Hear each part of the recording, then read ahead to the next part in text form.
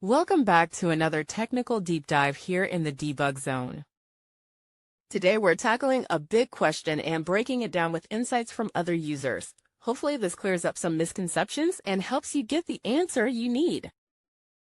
So buckle up, stay a little curious, and let's jump right in.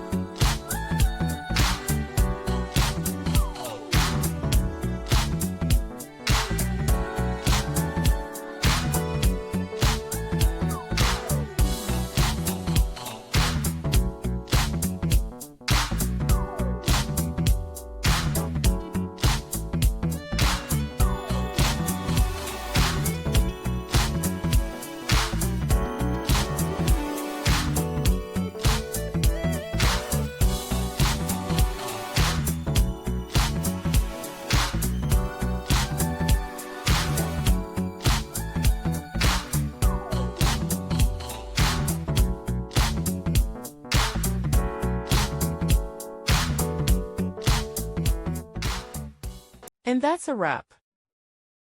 I hope you found the answer you were looking for. If you did, take a second to hit that subscribe button. It really helps out. And let me know in the comments which solution worked best for you. See you next time in the debug zone.